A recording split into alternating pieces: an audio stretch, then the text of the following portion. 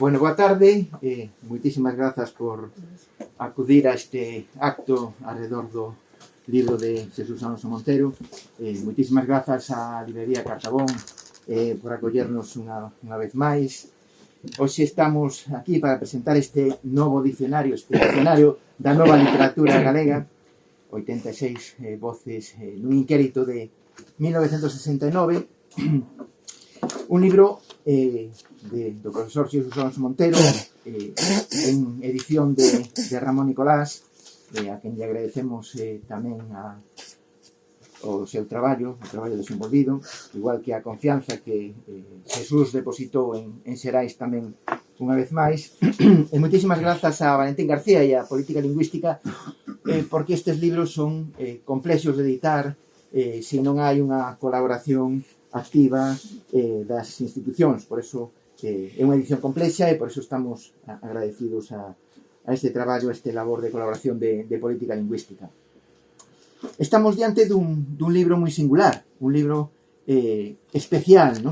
Un libro que está escrito, construído, artellado hai 50 anos atrás. 53 anos, para ser exactos.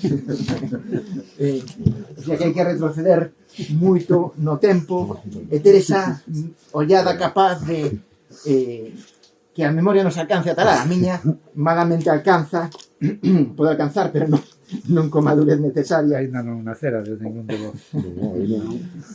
E enfrontámonos, polo tanto, a un libro que permaneceu inédito un período de tempo moi grande, non? Por iso é un libro tremendamente singular, non?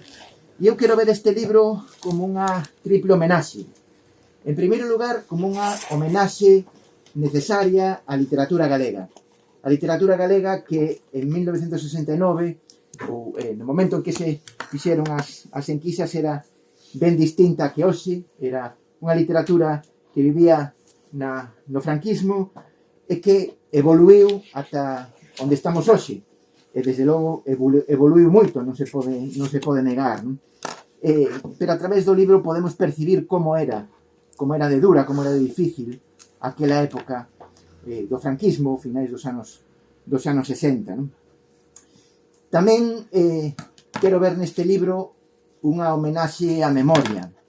A memoria porque é unha das principais liñas de investigación e de preocupación do profesor Jesús Alonso Montero, e lanza a ollada cara atrás nese tempo difícil no que hai moitas claves que ás veces non somos capaces de percibir se non nos lo explican ou se non o vivimos, ás veces non somos capaces de entendelo, non? Por lo tanto, é tamén un homenaxe á memoria. Hai un momento que a literatura galega vivía, lóxicamente, entre rellas, non? Vivía encadeada, non? Desde este libro, o profesor Alonso Montero bota luz sobre ese momento histórico e bota luz tamén sobre o que a partir de entón imos percibir na literatura galega, non? Nos permite saber como evoluímos, decir, como a literatura galega foi devalando ao longo do tempo para construir ese artefacto, aínda moi imperfecto, pero desde logo muitísimo máis construído que hoxe, non? E finalmente eu tamén quero interpretar unha terceira homenaxe, como non, neste libro, que é unha homenaxe ao propio profesor Jesús Alonso Montero, non? Que entregou toda a súa vida ao estudo da literatura, o estudo e a investigación das humanidades, e ao longo deste tempo construiu un perfil e unha trayectoria que estou plenamente convencido ninguén atesoura na Galicia de hoxe. Partimos de 1969, pero a trayectoria do profesor Alonso Montero comeza antes, por lo tanto aquí temos eses 53 anos de trayectoria para chegar a un momento en que cos seus anos aínda demostra vitalidade non só física, sino unha impresionante vitalidade intelectual, non? E iso creo que tamén é algo bastante inédito e algo que debemos resaltar, porque entendo que o profesor Jesús Alonso Montero está en plena forma, non? E eu constato, desde logo, que é así, non? Así que aquí, en moi boa medida, temos un percorrido por unha trayectoria única, unha trayectoria que, como decía, non hai outra en Galicia comparable a do profesor Alonso Montero. Vou rematando xa, eu quero ser moi breve. Creo que este libro é esa ollada moi lúcida, non? Moi lúcida, e desde logo moi desveladora o noso pasado literario, e sobre todo a ese cambio sociocultural que se efectuou ao longo destes 53 anos, non? É dicir, este cambio que nos pon hoxe, que significa, sen dúbida ninguna, miremoslo como miremos, un paso gigantesco, non? Un paso gigantesco que se pode constatar desde a lectura deste libro. Así que, nada máis, moitísimas grazas, reitero, o agradecemento por acompañarnos hoxe aquí, e doulle xa a palabra a Valentín García. Moitísimas grazas.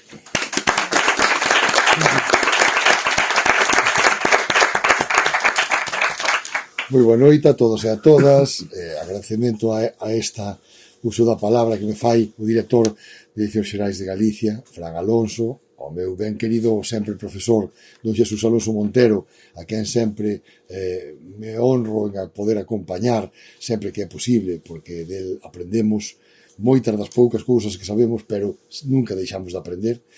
E tamén a Ramón Nicolás, ele e Fran Alonso foron os que nos propuxeron pois apoiar a edición deste dicionario, que eu non vou ter a ousadía de falar en profundidade del, porque voces moito máis autorizadas que a miña van a facer nesta mesa, pero que desde o primeiro momento pudemos ver como é unha obra de referencia, comentaba eu aquí antes de comezar o acto, para moitos investigadores, persoas que están traballando na historia da literatura galega, por suposto, na literatura comparada, mesmo na crítica literaria. É unha das sorpresas que levamos dentro da Consellería de Cultura e Educación, comentaba allí a eles, a alta demanda que estamos tendo de petición de exemplares por parte de centros educativos, bibliotecas, bueno, as entidades evidentemente públicas e non lucrativas as que nós lle servimos os libros, non? É unha obra moi demandada para esa peculiaridade que antes explicaba Fran, que é unha edición que en principio pensas que vai ser só para especialistas e só para persoas que están facendo exercicios ou estudos ou de investigación de alto nivel sobre a nosa literatura. Bueno, pois non só, hai outro tipo de entidades que nos la están demandando polo interese que poida ter en moitísimos aspectos. Aquí van a topar, aquí podese atopar pois iso, de historia de literatura, datos biografía de algúns autores para estudar, evidentemente, o estado da cuestión literaria galega no ano 69, que cousas cambiaron, que outras cousas aínda teñen un efecto especular na sociedade de hoxe. En definitiva, unha obra moi interesante que está dando moi bons resultados e está tendo moi boa aceptación e, por lo tanto, pois nada, agradecer a don Xesús Alonso Montero unha vez máis a oportunidade que nos dá de poñer a disposición do gran público e o traballo ímprobo de edición feito cunha meticulosidade radiante, como é o de Moncho Nicolás, e o traballo tamén de Edicións Xerais por poñelo ao alcance de todos nós. Nada máis, moitas gracias, moi boa tarde.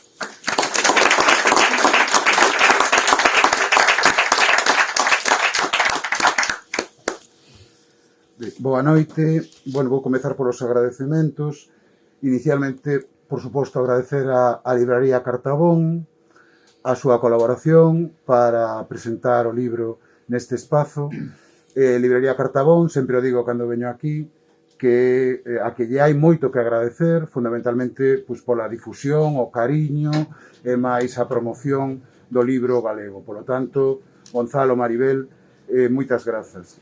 Tamén, evidentemente, a todo o público asistente hoxe, aquí, o que agradecemos e agradezo a súa asistencia, e, evidentemente, tamén a Xesús Alonso Montero, xa logo explicarei, inicialmente pola confianza que depositou en min para levar adiante este proxecto, a Fran Alonso, director de Edicións Xerais, amigo, e que desde o primeiro momento no que formulamos esta posibilidade de levar adiante un proxecto como a edición do Dicionario da Nova Literatura Galega, todo foron facilidades. Quería lembrar tamén directamente, ainda que aquí non estea, a persoa de Ramón Domínguez Veiga, que foi o editor co que traballei man a man para mellorar no posible esta edición, evidentemente tamén a Secretaría Xeral de Política Lingüística, e nomeadamente a Valentín García, pois pola axuda tamén inmediata cando lle formulamos o proxecto de levar a cabo esta edición, que evidentemente sen unha axuda de carácter institucional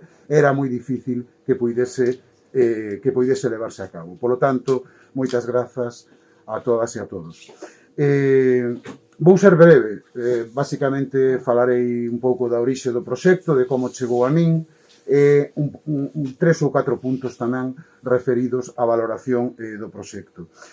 Na realidade, os orixinais deste libro chegaron a min xa no ano 2008, e concretamente foi Manuel Bragado quen, xunto con Xesús Alonso Montero, pois decidiron, de alguna maneira, que tal vez podería abordar a edición, a análise, o estudo de todo este material que dormía, de alguna maneira, nos arquivos do profesor Alonso Montero había bastantes anos. A min este proxecto interesoume moito, desde o primeiro momento puxenme a traballar con el, mais sobreveu, evidentemente, unha crise económica importante no ano 2008, era xa un libro que na súa orixe pois precisaba de certa axuda de carácter institucional, e o proxecto quedou varado ata que hai por volta dun ano, ou tal vez un pouco menos, pois puidemos atopar esta axuda e a cousa pois foi adiante. Respecto do proxecto, da valoración persoal do meu traballo, eu confeso que para min foi un reto, un desafío.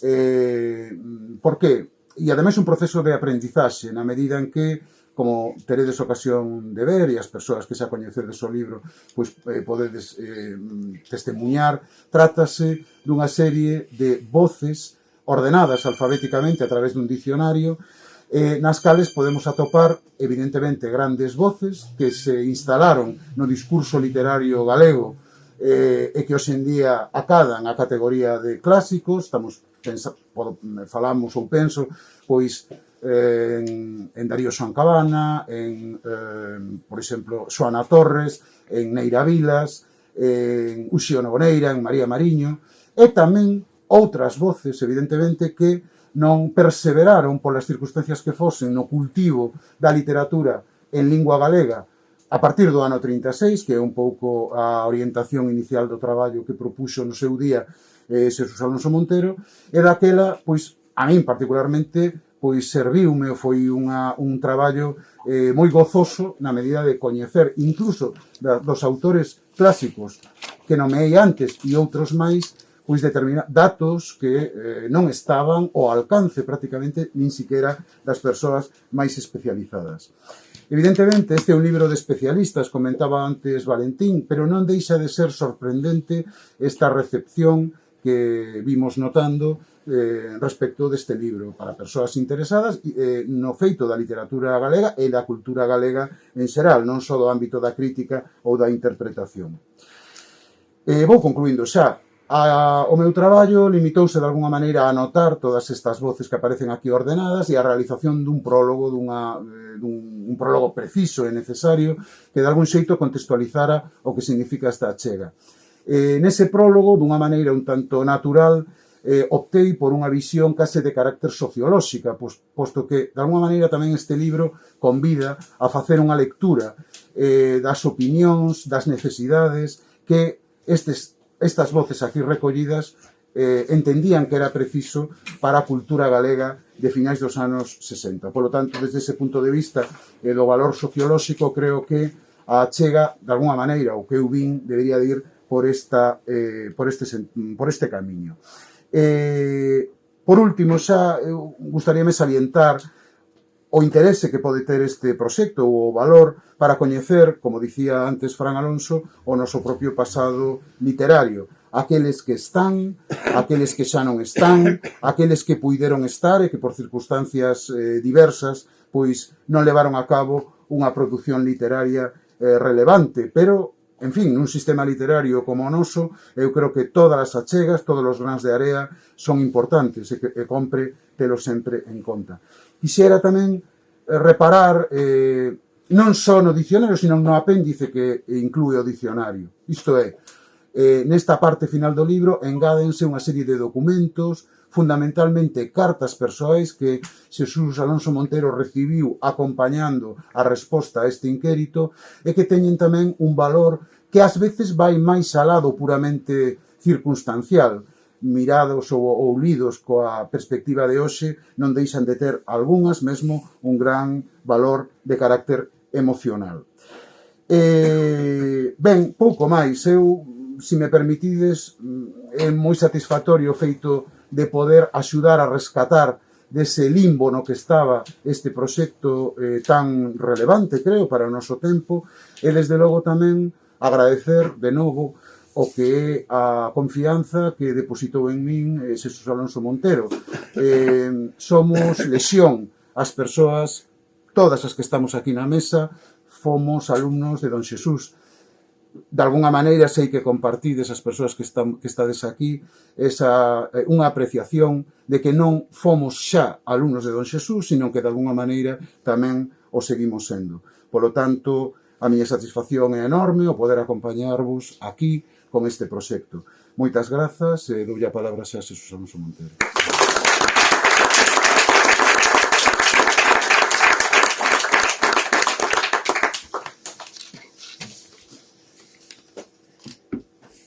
Boas tardes. É inevitable agradecer a quen hai que agradecer o feito de que se presente este libro, concretamente aquí.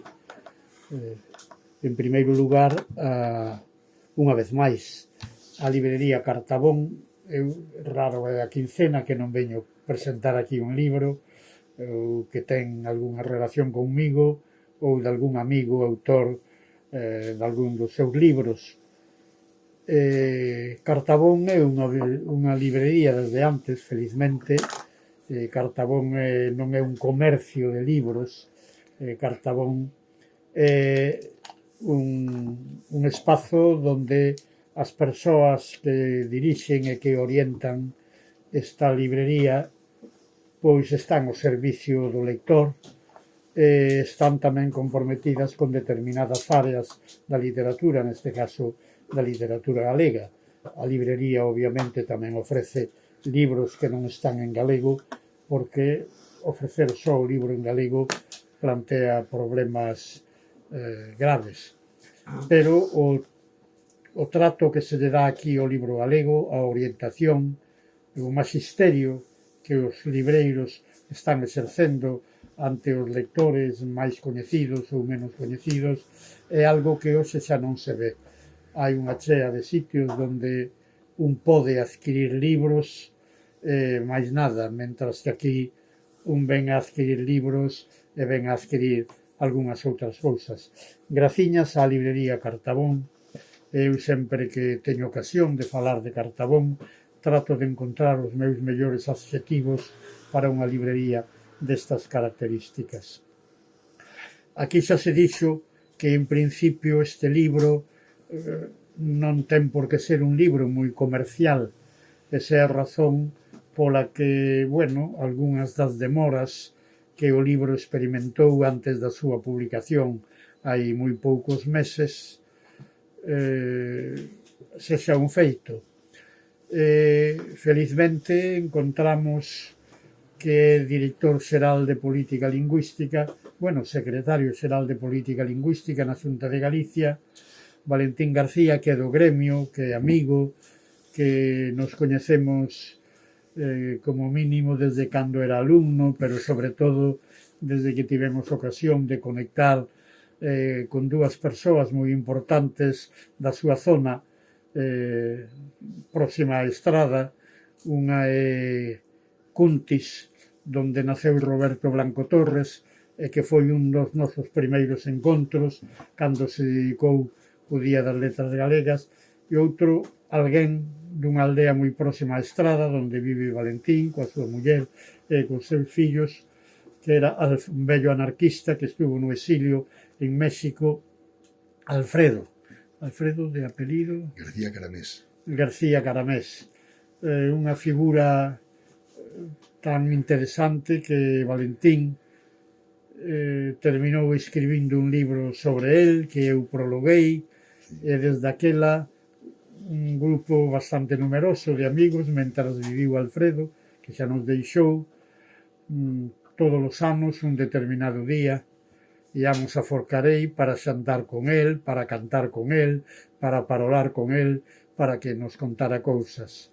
Bueno, así se foi tecendo unha relación entre Valentín e máis eu, que é unha relación que está por encima de ideoloxías, de compromisos políticos neste momento, ou antes de agora, ou despois de agora, porque as persoas están aí, é unha base de todo.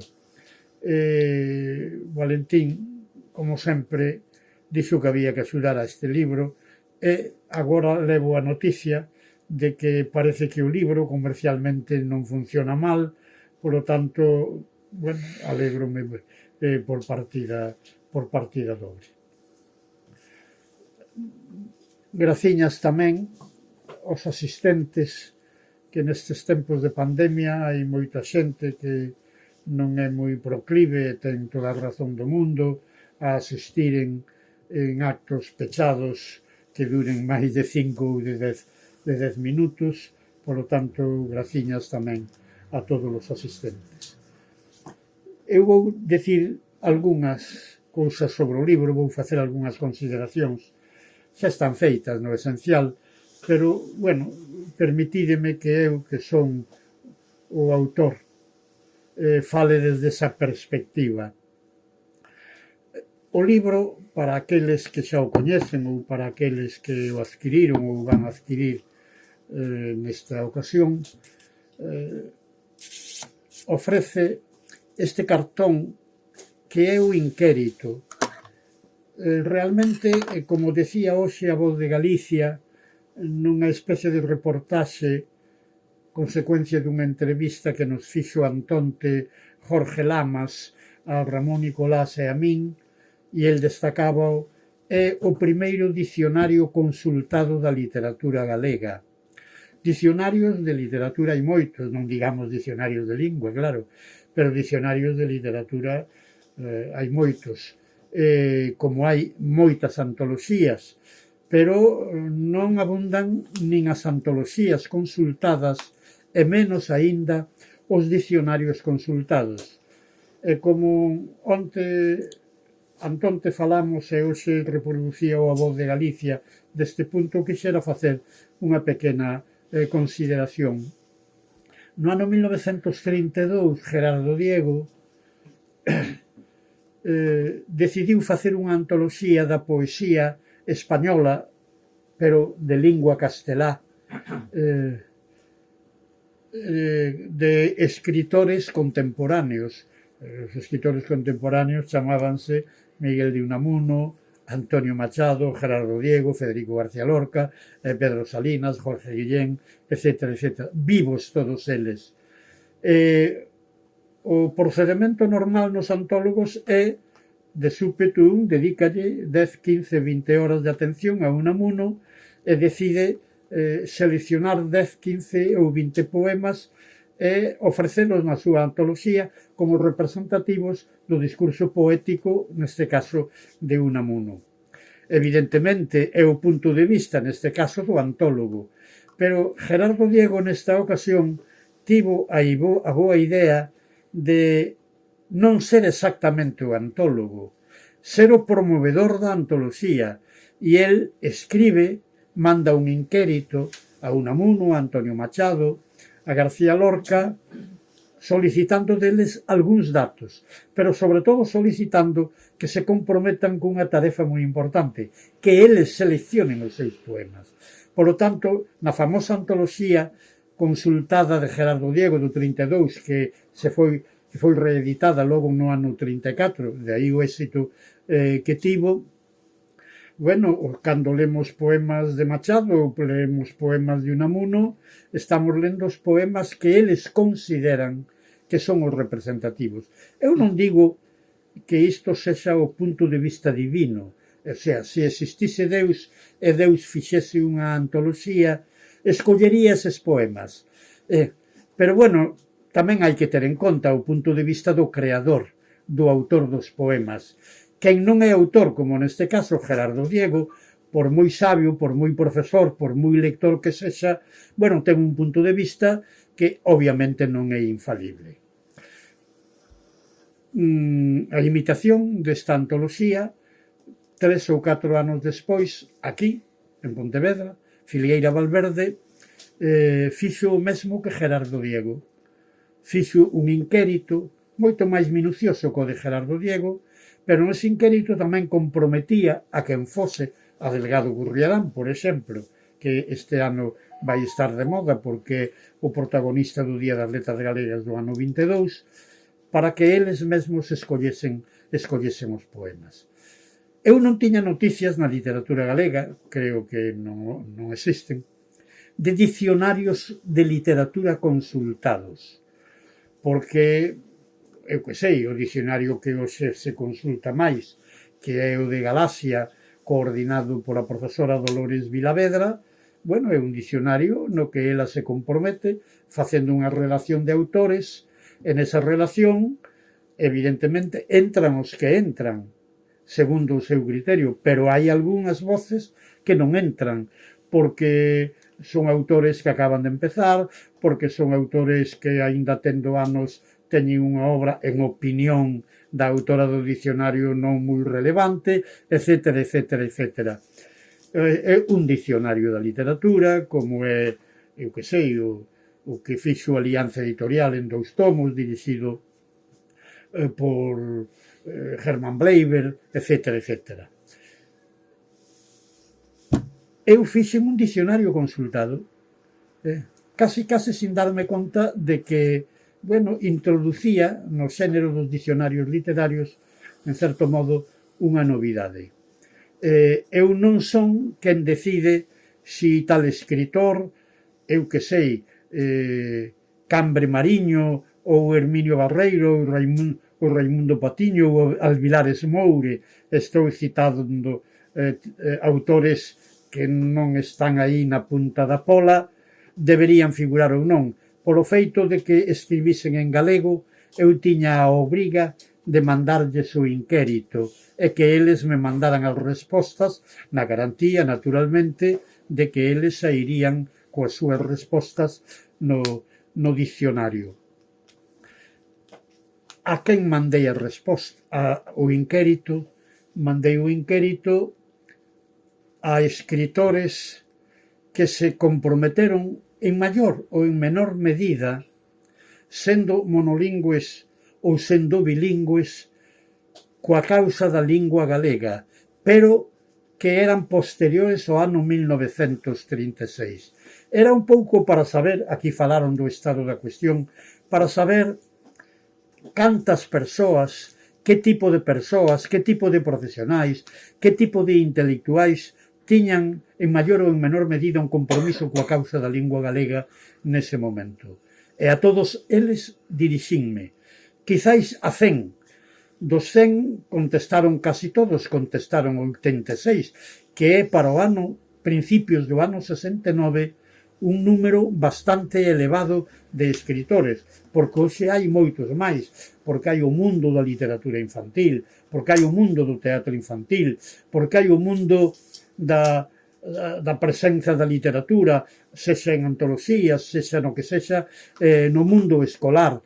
Pero daquela non había nada, como se dixo aquí, estábamos en pleno franquismo.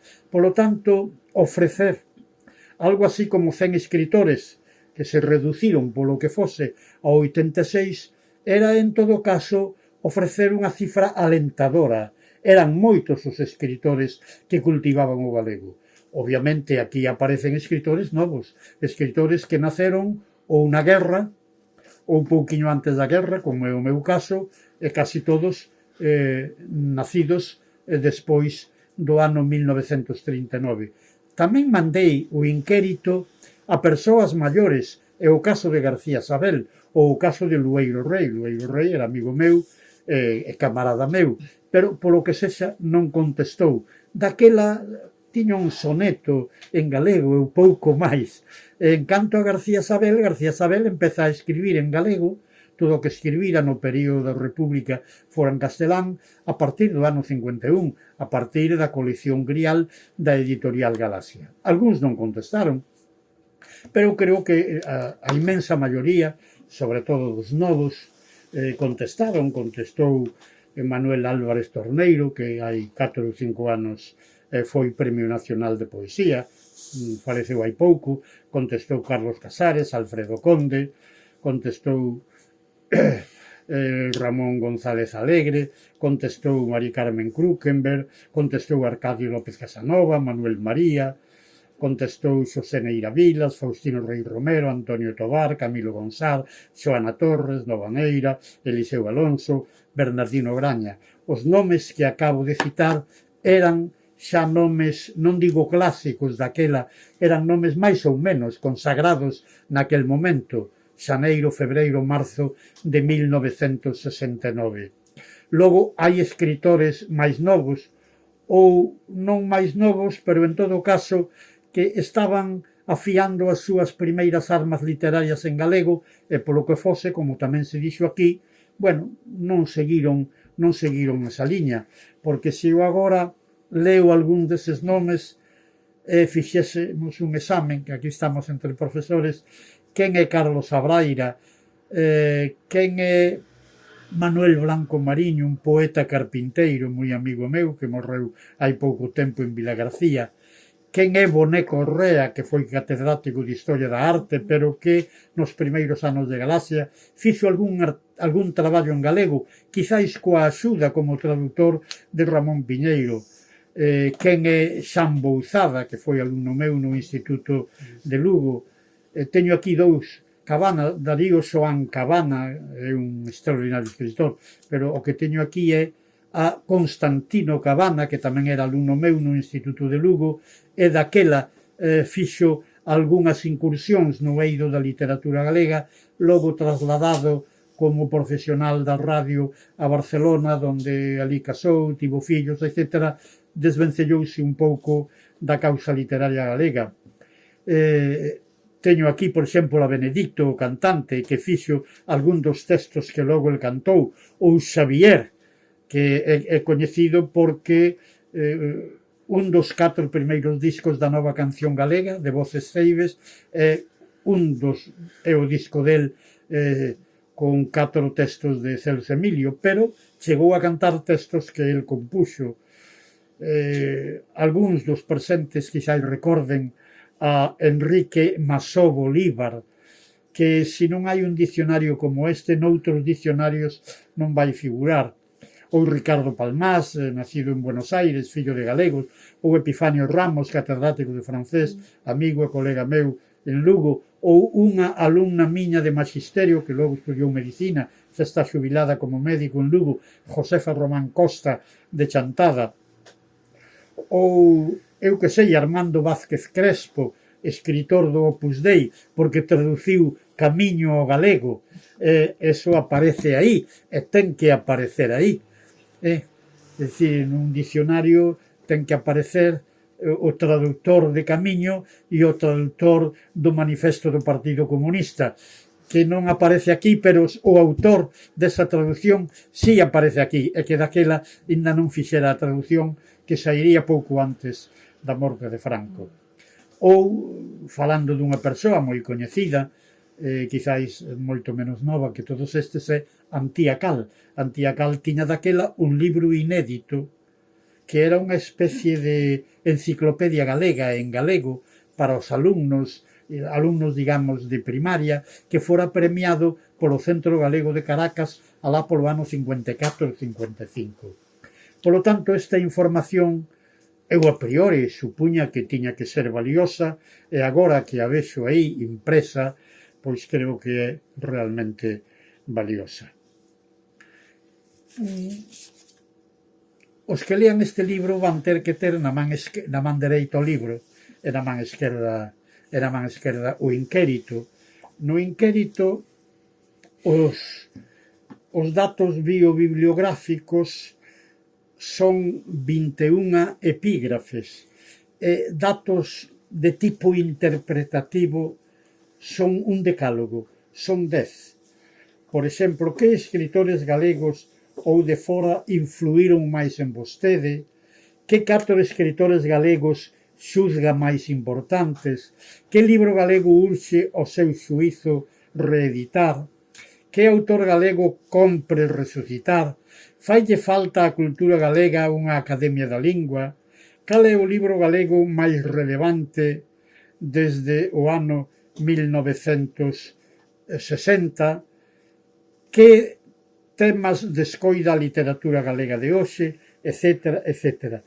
Estas cuestións son aquelas que tivo moi en conta Ramón Nicolás para facer esa extensa, sólida introdución que figura no libro que hoxe presentamos. Naturalmente, cando eu fago o libro é xaneiro, febreiro de 1969. Como todos vostedes son moi novos e ninguén vivía en 1969, voulles dar unha clase de historia. En 1969, ao principio, houve un estado de excepción. Aqueles estados de excepción, cando ETA cometía un atentado, etc., de especial gravidade, desde o punto de vista do goberno, pois decretábase un estado de excepción. O estado de excepción que se decreta en xaneiro do 69 é pola morte dun estudante da Universidade de Madrid, Ruano.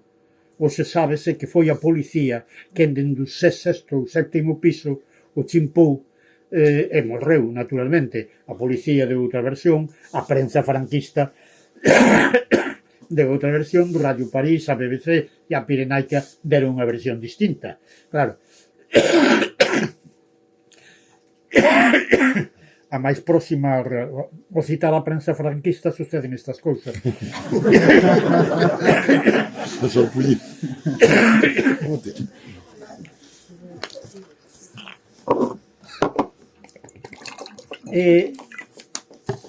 Por que eu acometo esta obra nese momento? Vivo en Lugo, ano 69, nunha rúa que se chamaba Gil Yuste, que fora un general da aviación franquista, agora chámase Pascual Veiga, o famoso músico de Mondoñedo.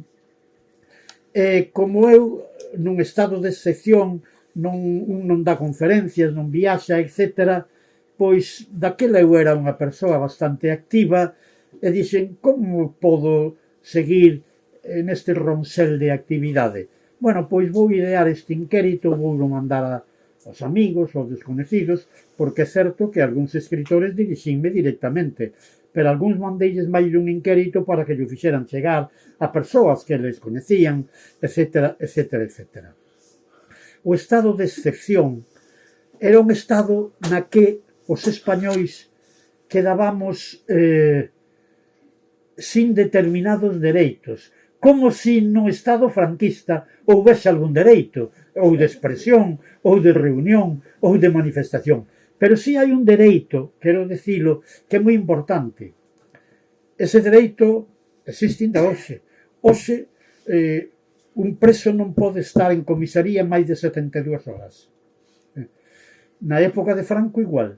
Ningún preso común, ningún preso político. Para os presos políticos era moi importante, tamén para os comuns, pero sobre todo para os políticos, non estar máis das 72 horas, porque era na comisaría onde se torturaba. Cando un saía da comisaría, bueno, a prisión era o que era, pero a tortura non estaba instalada como nas comisarías. Por lo tanto, dentro dese mínimo de dereitos que había na España franquista, esas 72 horas era moi importante.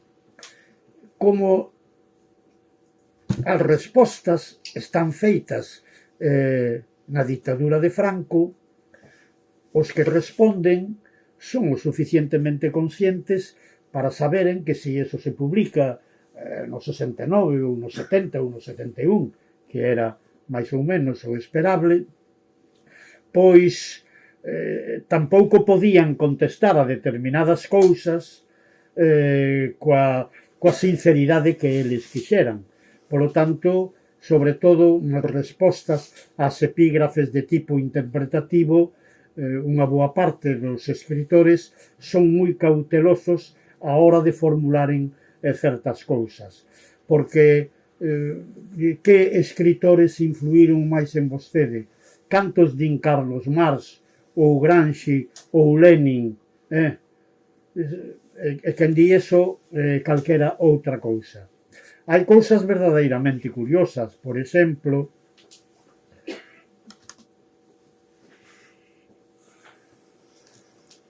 no dicionario tamén figuro eu, porque eu son escritor que empeza a publicar despois do 36. Agora acaba de publicar no último número de Griala Editorial Galaxia o meu primeiro artigo filolóxico, que ten 70 anos, neste momento 71, que foi publicado no número 3 da colección Grial do ano 51, e que era un artigo que se titulaba A lingua galega sobre Curros Enríquez. Por lo tanto, eu empezo a ter unha certa presenza pública a partir do ano 1951. No meu inquérito pregunto se o escritor está casado ou solteiro, cando naceu, por lo tanto, os anos que ten, se ten fillos, por que países viaxou, porque é importante os países. E entonces eu tamén contesto esta pregunta e digo que por unha boa parte de España, por unha boa parte de Portugal, que fun a París precisamente no ano 67, 2 anos antes, a dar unha conferencia sobre Curros Enríquez, que era o patrón do Día das Letras Galegas daquel ano, e logo eu xa fora clandestinamente a Unión Soviética no ano 62 a un congreso da paz. Non me escocía o corpo non facer algún tipo de referencia. Entonces, despois de poñer España, Portugal, París, poño viaxe lonxe. Creo que o comento no prólogo, pero, por exemplo, hai un caso moito máis significativo do que pretendo explicar neste momento. Un amigo meu, que eu sirve en Grándola, Portugal, e que fora alumno meu no curso 60, 61, 61, 62 en Lugo, Arturo Reguera, que tamén está aquí, que daquela publicaba algún relato, algún artigo e pouco máis. A súa obra literaria en galego desde aquela non foi realmente moi numerosa. Pois estaba preso político, diría eu dobremente preso, porque estaba preso en Ferrol mentres facía o servicio militar. Estaba, polo tanto, nunha prisión militar da Armada. Non nas respostas, pero na carta das que falaba Ramón Nicolás, na carta díceme en castelán, porque el sabe que se escribe en galego desde a prisión non lle van deixar circular a carta. Entonces, contéstame en castelán, debe de ser o único que contesta en castelán. E dice, bueno, de mi situación ya sabrás por la familia e por los amigos. Eu coñecía o pai e a nai, que tiñan un bazar que se chamaba Los Chicos, ali en Lugo, amigos del coñecía bastantes. Supoño que respostas deste tipo hai máis que as dúas que acabo de citar, pero, bueno, como estas me tocan bastante de preto, polo que puxen de exemplo eses dous casos. E este é o libro. Repito, seguramente hai das 86 voces algo así como 45 ou 50 que incluso para moitos eruditos, profesores de literatura galega, etc., son ou descoñecidas ou pouco coñecidas, pero que tamén teñen dereito a figurar en un dicionario. E fixeron o que fixeron naquel tempo en que era heroico, era difícil publicar. Non había prácticamente máis que Galaxia e a editorial Castrelos aquí en Vigo, que dirixía Xosé María Álvarez Blázquez. Os editores tiñan especiais problemas, porque unha chea de temas, unha chea de cuestións, etc., eran temas tabú para a censura franquista, e, bueno, aí estaban eles como traductores, etc., etc. Eu diría, e con isto sí que finalizo, que, sobre todo na primeira parte do cuestionario, a referida aos datos biobibliográficos, hai algo que ten que ver coa miña de formación profesional, pero non digo de formación profesional neste caso con carácter pexorativo. Eu teño a idea de que hai moitos datos que hai que coñecer para facer a semblanza dun escritor, sexa nunha clase de instituto, nunha clase nunha universidade, sexa nunha conferencia pública. Polo tanto, vede que datos se perseguían: nome e apelidos, pseudónimo actual, outros pseudónimos, data e lugar de nacemento, estudos, títulos, traballos non intelectuais, viaxes, estado civil, fillos. Por certo, hai un amigo meu, Manuel Álvarez Torneiro, que contesta: estás de coña, Xesús, porque eu sabía que ele era solteiro. Home, podía ter fillos bravos, sí, pero sí, é que non tiña fillos, pero el respondeu como si o inquérito fora feito para el. O inquérito é un inquérito xeral, feito para todo o mundo, incluídos os sacerdotes, porque hai varios sacerdotes, como José Alvilares Moure, que me consta que non tiñan fillos nin sobriños. Pero, bueno, a pregunta facíase. Libros publicados, recensións dos seus libros, traducións súas ao galego, traducións súas do galego a outras linguas, conferencias en galego, premios, cando e onde se publicou o seu primeiro traballo galego, outros traballos en galego, traballos galegos inéditos, textos galegos seus noutros idiomas, consigne os títulos esenciais da súa logoura en castelán, etc., etc. Claro, é de profesor riguroso, de profesor escrupuloso, de profesor minucioso. Creo que sin as respostas a estas preguntas, e quizáis a algunha máis que eu esquecín naquel momento, non se pode trazar a semblanza dun determinado autor. E isto é o que eu pretendín facer.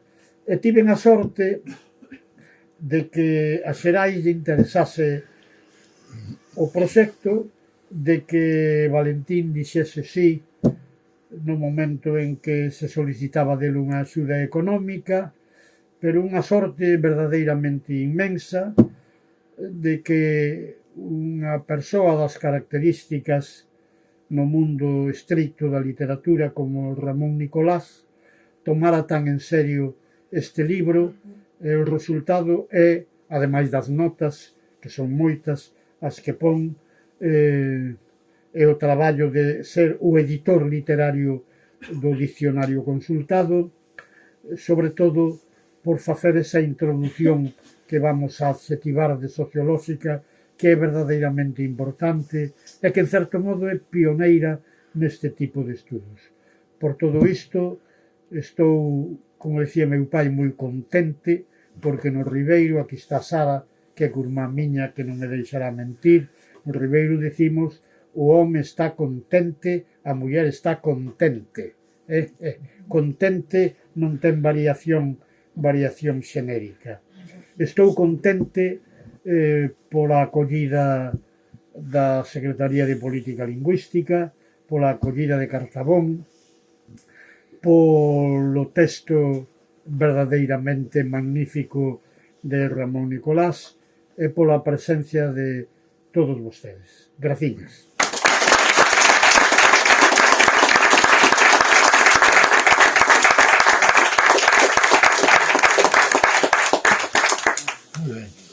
Fantástica presentación.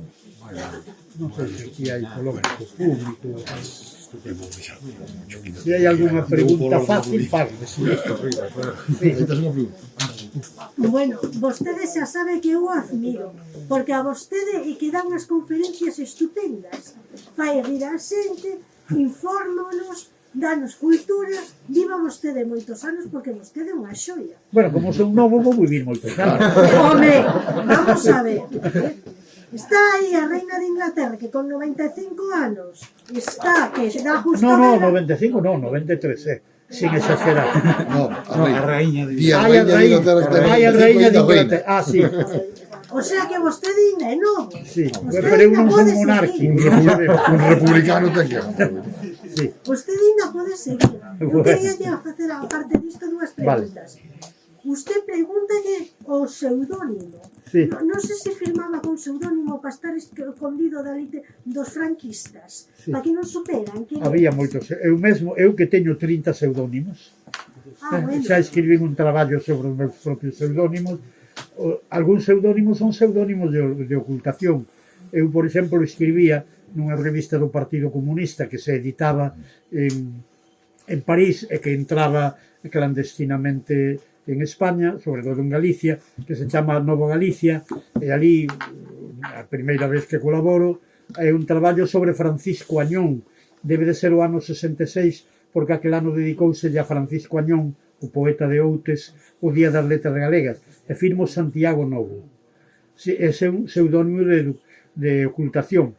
O que digo ali sobre Francisco Añón, supoño que o dixen en conferencias e en artigos, é dicir, non era delictivo dentro da legislación franquista, pero o feito de dicilo nunha revista que a policía sabía moi ben que era do Partido Comunista é o que me podía traer problemas. Por lo tanto, hai moitos pseudónimos de ocultación. Aí veñen. Cando eu colaboraba no periódico Galicia da Federación de Sociedades Gallegas, que era, bueno, unha institución que aínda existe, ti tes estado ali, non? Que aínda existe, que foi sempre moi republicana e moi esquerdista, eu firmaba Alonso Ventosela, que non é difícil identificarme porque eu falo moito de Ventosela, onde naceu miña nai, e Alonso meu... Teño outro, vou non decir aquí, para que se saiba, outro pseudónimo, Alonso Quijano.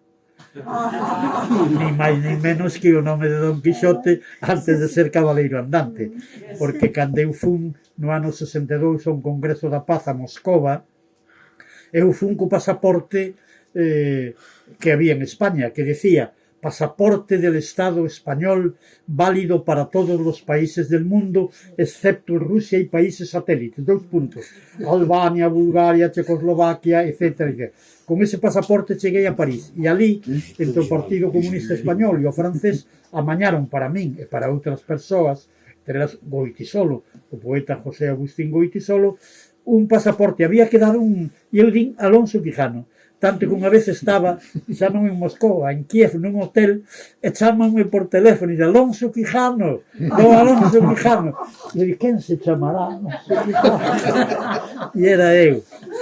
E